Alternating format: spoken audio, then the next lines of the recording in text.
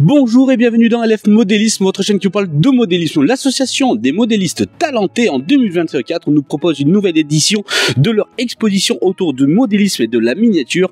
On avait fait l'année dernière déjà un superbe sujet où est-ce qu'on avait rencontré des personnes talentueuses qui avaient fait justement de beaux dioramas, de belles propositions justement à vous tous publics qui étaient peut-être passés ce jour même. En tout cas cette année en 2024 on va encore voir des belles choses autour du diorama, de la maquette, du modélisme, etc. Allez, on se fait plaisir. Bonjour et bienvenue dans LF Modélisme. On va rencontrer le président avec Dominique qui va nous parler de cette nouvelle édition.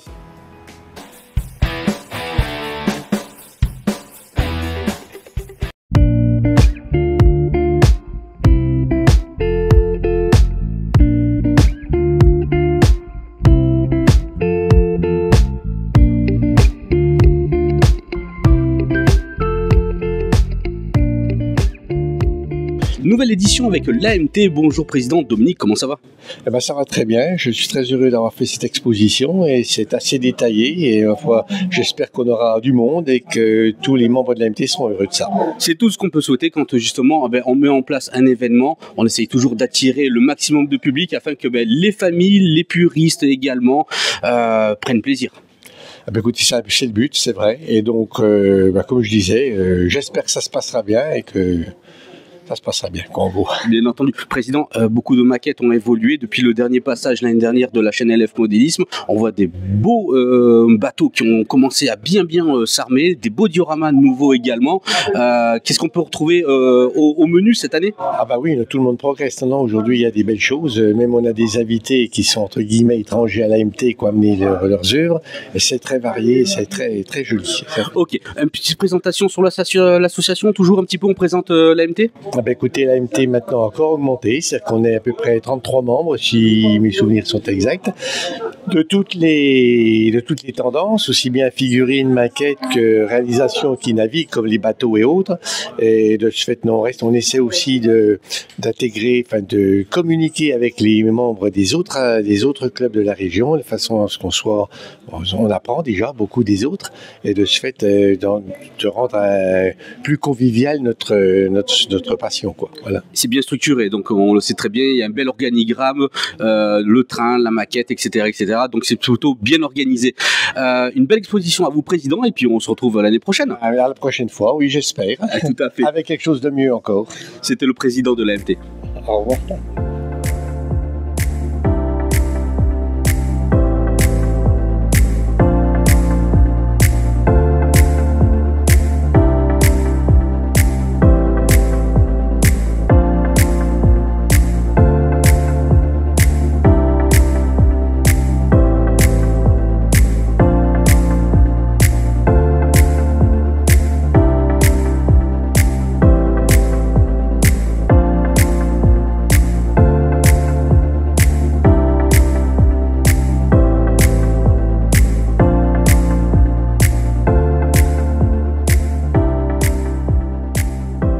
On commence cette nouvelle édition avec Jean-Marie, comment ça va?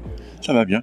Ça peut que aller quand on voit de superbes modèles derrière nous comme ça, alors qui les réalise? Tout à fait, écoute, c'est la majorité, c'est tous les membres du club de l'AMT, c'est-à-dire l'association des maquettistes talentés, et donc nous sommes une douzaine au niveau de la section navale. Donc on fabrique avant tout des bateaux. D'accord. Avec différentes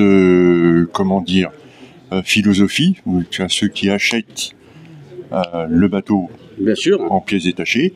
Tu as celui qui prend le plan du bateau et qui le met à l'échelle. Construction intégrale.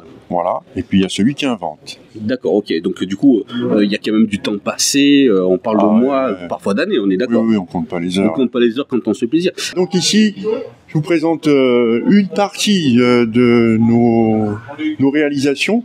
Donc ça va de la péniche à des bateaux comme des remorqueurs qui sont là. Et puis ici vous avez un pétrolier. Et puis là-bas, vous avez des bateaux de course, dont un au fond qui est un spécimen assez spécial puisqu'il ne marche qu'à l'énergie solaire. Voilà, donc les différents modèles. Vous en avez ici qui sont en phase de fabrication. et puis d'anciens prototypes, et puis celui qui sort un peu de l'ordinaire, c'est un pédalo. Voilà. Hein.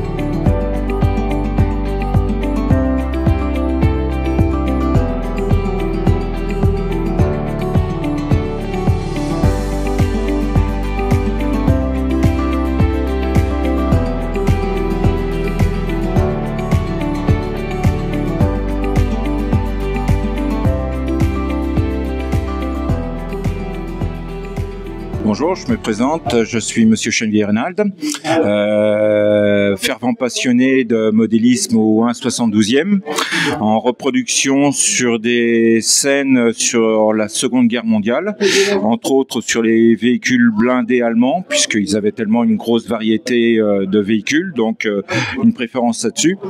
Je reproduis des dioramas sur des scènes réelles qui ont réellement existé, et entre autres ma dernière réalisation, donc le char de Kurt-Nispel, avec c'était l'inspection des troupes avant la bataille des Ardennes. Sinon j'ai fait des scènes comme celle-là sur le film Fury, et puis relatant tout ce qui se rapporte à la Seconde Guerre mondiale, on va dire 44 jusqu'à fin 45. Voilà.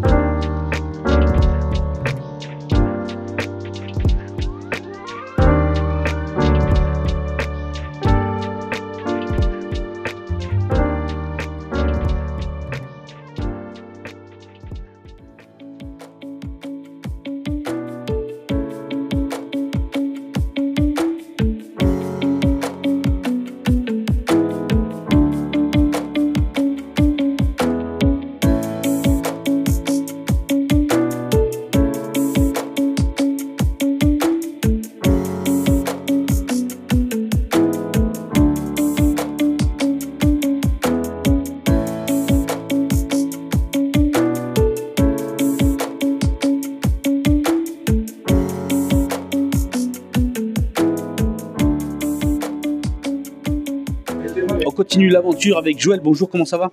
Ça va très bien Loïc, je te remercie de te retrouver encore cette année, puis j'espère les années suivantes. Effectivement, les années suivantes et plein de maquettes. La maquette phare l'année dernière, c'était le début, on va faire le début, elle était déjà bien avancée, mais là, quelle surprise cette année de la voir à ce stade de l'évolution. Waouh!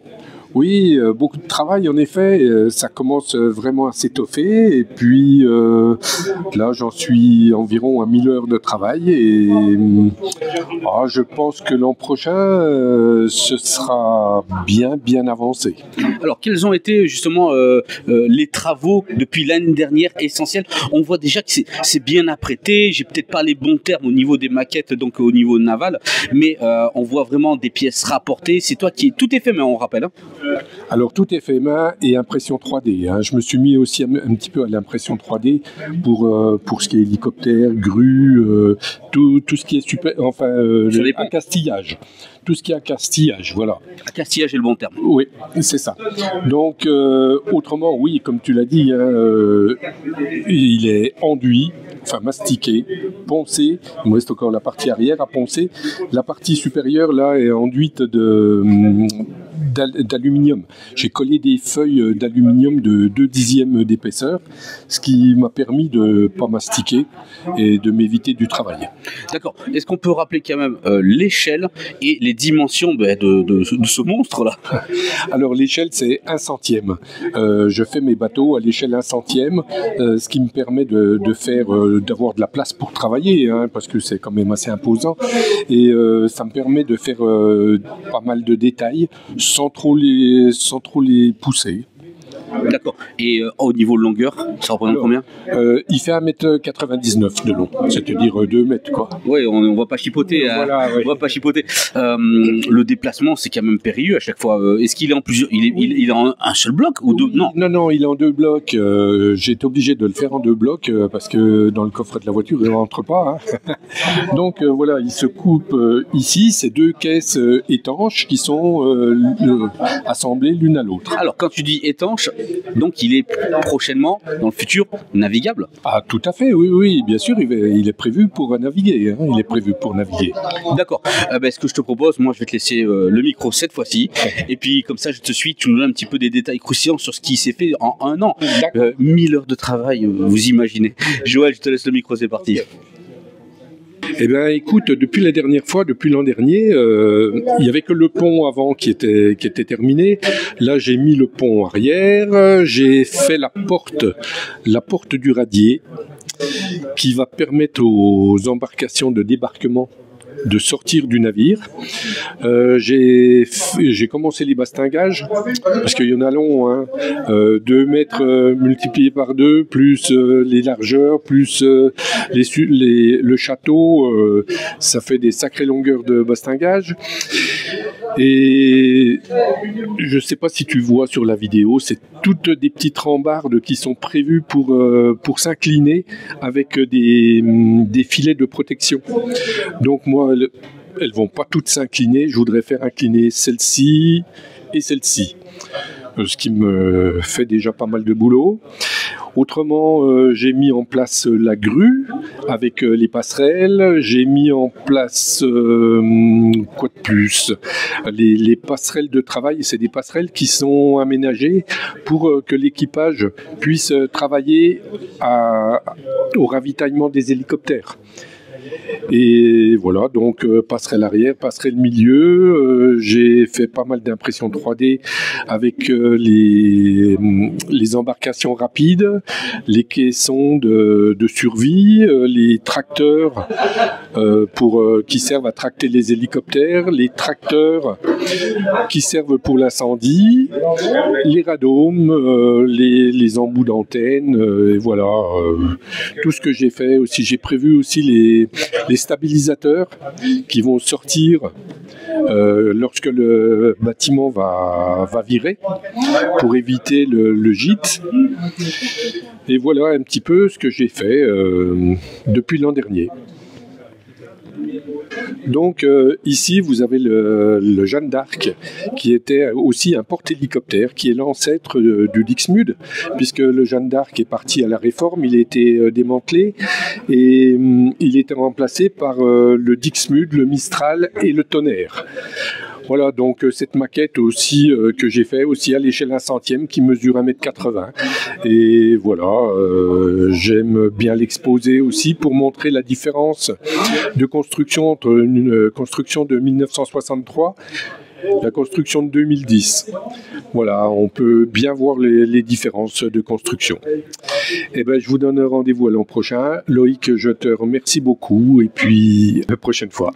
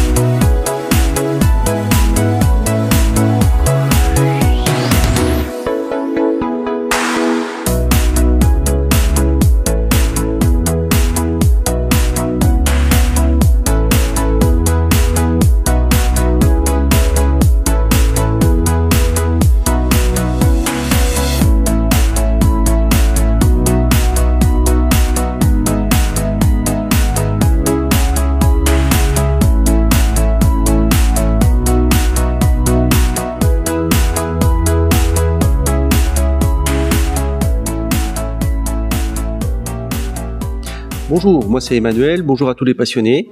Donc je suis venu à l'exposition de talent, j'appartiens au club maintenant depuis 2 ans.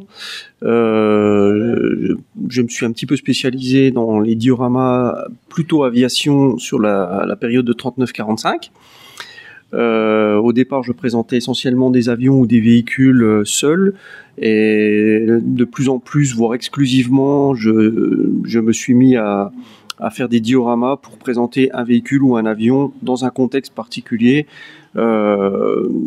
toujours sur le thème de la guerre de 39-45. Donc l'idée c'est de représenter des scènes existantes, soit en partant de photos et de coller au maximum avec ce qu'on voit sur les photos, soit de compiler un petit peu une ambiance par rapport à plusieurs photos qui ont été visionnées. L'idée aussi c'est d'essayer d'être à la fois classique et à la fois original, de présenter des choses qui parlent à tout le monde sur ce thème, mais aussi d'aller chercher un petit peu l'originalité. Là je viens d'acquérir à l'instant un petit véhicule qu'on va pas forcément trouver partout. Ici aussi on peut distinguer un petit véhicule qu'on va pas forcément trouver partout. Voilà, on essaye de donner des notes un petit peu d'originalité sur un thème qui ne l'est pas forcément, et puis en espérant que ça va évoquer un petit peu quelque chose aux visiteurs et déclencher quelques passions auprès des jeunes visiteurs. Voilà. Pour la réalisation des dioramas, je pars toujours d'un avion ou d'un véhicule acheté d'une boîte du commerce, par exemple comme ici le Mosquito de la boîte Tamiya, ainsi qu'un véhicule, l'Austin Tilly de la boîte Tamiya. Les figurines sont soit des figurines en plastique, soit des figurines en résine qu'on trouve dans le commerce, modifiées ou non pour coller au mieux avec la scène. Les différents accessoires viennent soit aussi de boîtes en plastique, soit de boîtes en résine. On peut trouver aussi de l'imprimante 3D, comme pour cette moto ici qui vient de l'imprimante 3D, ou alors des véhicules un petit peu plus rares que l'on peut trouver en résine comme ici. Pour ce qui est des socles et de la végétation, les socles sont créés de toutes pièces. Je pars d'un socle que je vais aménager au niveau des reliefs avec de la mousse qui est recouverte de colle à carrelage. Pour ce qui est des pavements, des pistes d'atterrissage, ils sont faits sur soit en tirage plâtre comme ici, soit du plastique qui a été peint et gravé ici. Pour les terrains d'aviation, on peut utiliser aussi des planches, comme on pouvait le voir sur les différents terrains. La végétation provient de différentes origines, qui sont le plus souvent des références que l'on trouve dans les domaines des dioramas ferroviaires. Oui, aussi des tirages personnels, des tirages plâtre. La maison est un tirage plâtre. J'ai fait moi-même les moules. J'ai utilisé du plâtre de Paris avec du MAP et de la colle à bois pour durcir un peu tout ça. Ainsi que le petit appentis a été fait par exemple en balsa et en carton gaufré. Voilà, on peut aussi utiliser de la récup, différents types de récup pour différents petits accessoires, ça et là. Des mouchoirs en papier imbibés de colle à bois pour faire des différents drapés qui sont présents un peu partout. Voilà. Bonjour à toi Loïc et bonjour à toute la communauté des LF modélistes. Donc aujourd'hui on présente le club de la Talent l'AMT, le club de maquette. Et puis on fait une petite expo découverte pour montrer aux gens de la région ce qu'on fait. Donc moi la particularité, j'aime bien créer et puis faire des trucs qui changent un peu du commun. Voilà, je fais pas mal d'impressions 3D aussi. Et puis le plus que ce que j'aime dans ce que je fais, c'est la mise en peinture et mise en couleur. Voilà, ce que j'adore. Donc je fais des petites créations comme ça qui est un pont de bateau devant qui est créé tout en mousse des coupes d'un mec. On gère tout ça. Et puis on s'amuse. Voilà, tout ce qu'on fait, ce qu'on peut faire, on crée. Voilà. Ma dernière petite nouveauté, c'est devant, moi, Loïc vous montrera tout à l'heure, ce petit escargot là qui est pareil, qui imprime en 3D résine. Voilà, sur un petit bout de pelouse avec 2 arbres et puis voilà ce qu'on peut. On s'amuse quoi. Voilà. Chacun son petit plaisir. Donc là, j'ai voulu représenter une petite ferme avec son tracteur, une petite jeep, de la volaille, les fermiers qui donnent à manger, les petits moutons derrière. Faire un petit ensemble de la vie courante. Voilà. Là après, c'est un petit camp de gitans. Et comme je disais tout à l'heure, c'est un pont de bateau là, qui a été complètement créé avec une petite roulotte, les danseuses, une petite fontaine. Et ici, c'est pareil, on a un petit lutin avec devant un portique qui a été peint. Là, une petite cantine allemande qui est devant. Alors c'est pareil, c'est plus la mise en scène que avec le cochon qui est sur la charrette derrière, le pain, le morceau de fromage. Voilà, on a une petite pile de bois qui a été créée. Voilà, on essaye de trouver des trucs sympathiques qui changent du commun. Et puis là, c'est pareil, c'est toute une impression 3D résine qui a été faite, c'est de la résine liquide. Et puis après, on met en couleur le patinage, l'imitation du cuir sur la voiture, ses pilotes, les bidons, voilà. Et après, tout ça, c'est des bustes qui sont imprimés pareil en 3D résine. Et puis mise en couleur, voilà. J'ai pas de couleur bien définie, je fais à mon goût. Voilà, c'est tout on essaye de mettre tout en couleur. Un petit mot de la fin, merci à toi Loïc de venir faire ton petit reportage puis nous faire connaître. Et puis j'espère que tout se passe bien pour ton magasin que tu as ouvert dans ton garage. Et puis continue comme ça, il n'y en a pas beaucoup qui le font. Et au plaisir à tous. Allez, au revoir, merci.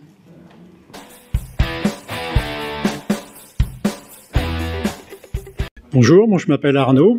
Donc moi je fais de la figurine. Là, ici je vais présenter un ensemble de figurines historiques, à peu près on va dire 4e, 5e siècle. Donc je fais partie d'un club où on reconstitue des batailles historiques. Donc c'est des jeux de stratégie. Donc là j'ai mis en scène un petit peu les différentes pièces qu'on peut utiliser, que ce soit des pièces de décor ou des figurines elles-mêmes. Donc ici, vous avez des Goths. Là, vous avez des Romains tardifs, du cataphractaire, quelques petites scènes civiles. Et puis un petit peu dans le fond, des groupes de vikings avec des étendards que j'ai personnalisés sur des petits socles. Et dans la vitrine, j'ai mis des arthuriens, donc c'est-à-dire en fait la période post-romaine au niveau de l'Angleterre. Voilà. Donc là, on a de la cavalerie goth, donc avec des boucliers que j'ai détaillés. Alors au départ, c'est des boucliers que je peignais entièrement à la main, ça me prenait un temps fou. Maintenant, je les prépare en fait, ils sont pré-préparés avec des transferts que j'achète et que je retouche après à la peinture pour faire les dégradés. Même chose pour les étendards. Auparavant, je les imprimais et puis je les retravaillais à la peinture. Là, on a des étendards qui sont déjà prêts à l'emploi, que je vieillis après avec des dégradés et que je torsade pour donner un effet comme s'il y avait du vent en fait. Donc là, on a des groupes de vikings avec des chiens de guerre, des mastifs qui sont des chiens de guerre de l'époque. Donc avec différents socles, différents étendards. Une petite scénette, bon, sur les décors, en général, on rajoute des petites scénettes. Bon, là, vous avez un sanglier avec la femelle et le marcassin. Quelques petites scènes de pillage qui agrémentent un peu le champ de bataille. Bonjour, c'est Michel dit Papy Bricoleur. Donc ce petit bateau, c'est un petit bateau qui marche à la vapeur et le moteur, il n'y a pas plus simple comme moteur puisque il n'y a aucune pièce en mouvement. Ça fonctionne uniquement par un tout petit réservoir et il y a une entrée d'eau, une sortie d'eau. Et c'est la sortie d'eau qui fait avancer le bateau. Quand c'est assez chaud, ça fait la pression et ça fait de la vapeur qui sort par le tuyau et qui fait avancer le bateau. Voilà.